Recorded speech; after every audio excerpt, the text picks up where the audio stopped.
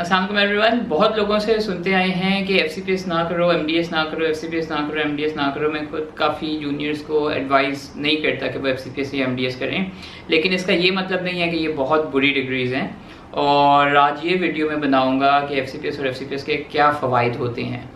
सबसे पहले, अगर तो आपको शौक़ है कि आपने एक स्पेसिफिक सब्जेक्ट, एक स्पेसिफिक फील्ड में स्पेशलाइज करना है और अपनी प्रैक्टिस को उस स्पेसिफिक काम करते हुए गुजारना है अपनी ज़िंदगी एक स्पेसिफिक, फॉर एग्जांपल अगर आपको सर्जरी का शौक़ है और आप चाहते हैं कि आप अपनी सारी ज़िंदगी सर्जरी करते रहें, या अगर आपको ब्रेसेस लगाने का, ऑर्थोडोंटिक्स का शौक़ है और आप चाहते हैं कि सारी ज़िंदगी ऑर्थो करते रहें, तो अगर आप 4 साल एक डिग्री प्रोग्राम में एडमिशन ले लें जिसके आपको पैसे मिलें और 4 साल उसी फील्ड में ट्रेनिंग करने के आपको पैसे मिलें, तो इसमें क्या बुरी बात है? ठीक है, पास हो ना हो, आगे जो भी मसले मसाइल होते हैं वो अपनी जगह, बट आपको ट्रेनिंग मिल जाती है और इस ट्रेनिंग की काफ़ी वैल्यू होती है, जो सेकंड बड़ा फ़ायदा है वहाँ आती है। सेकंड पॉइंट जो है वो है वैल्यू एफसीपीएस और एमडीएस की। एक मिसकंसेप्शन है जो काफ़ी लोगों में है कि एफसीपीएस और एमडीएस की बाहर कोई वैल्यू नहीं है। ऐसी बात नहीं है। हम जब बाहर जाते हैं और बाहर किसी स्पेशलाइजेशन करने के लिए जाते हैं तो हम क्या करते हैं कि हम सोचते हैं कि हम बाहर एमक्लिन करें, एमएससी करें, मास्टर्स करें, ट्रेनिंग लें। हालांकि काफ़ी और रूट्स भी होते हैं। फॉर एग्जांपल, अगर आपने एफसीपीएस इन ऑर्थो या एफसीपीएस इन रेस्टोरेटिव डेंटिस्ट्री किया है तो आप अपने 3 साल की ट्रेनिंग की बेस पे बाहर के कुछ एग्ज़ाम दे सकते हैं और उन एग्ज़ाम्स की बेस पे आप बाहर स्पेशलिस्ट रजिस्टर हो सकते हैं। तो वो 3 साल की ट्रेनिंग वैलिड होना या माने जाना का यही मतलब है ना कि एफसीपीएस बाहर रिकग्नाइज्ड है, एफसीपीएस की सुपरवाइज ट्रेनिंग की बाहर वैल्यू है। तो ये कहना कि एफसीपीएस एमडीएस की बिल्कुल कोई वैल्यू नहीं है, गलत है। हाँ, आप स्पेशलिस्ट तब तक कंसिडर नहीं किए जाओगे जब तक आप उनके एग्ज़ाम्स क्लियर करके उनके स्पेशलिस्ट रजिस्ट्रार के साथ अपने आप को रजिस्टर नहीं कराओगे। बट काफ़ी कंट्रीज़ में इन डिग्रीज़ का, इन डिप्लोमास का आपको फ़ायदा होगा।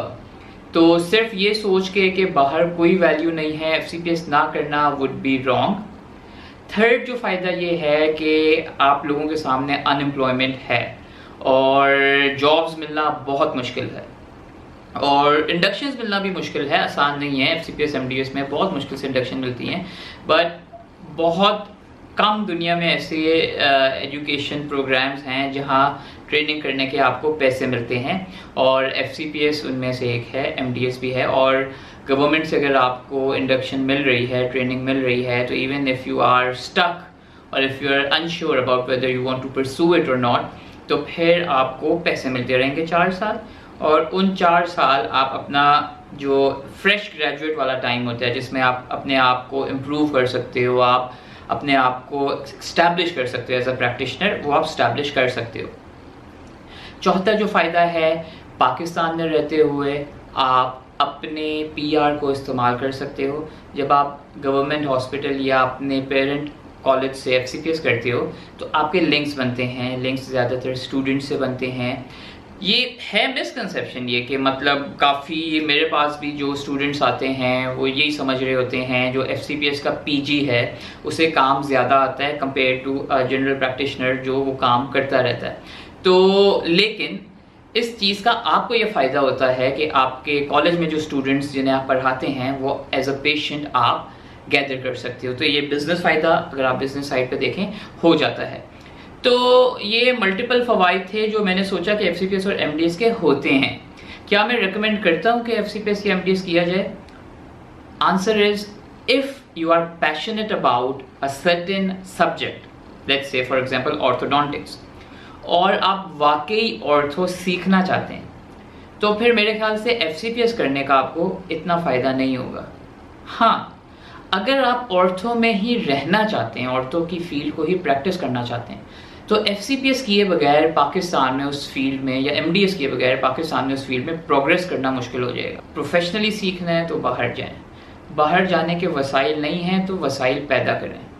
पैदा भी नहीं हो सकते, बाहर जा भी नहीं सकते, मजबूरी है इधर ही रहना है, तो एफसीपीएस करके सेल्फ लर्निंग और प्रोफेशनल लर्निंग को मोल्ड करें।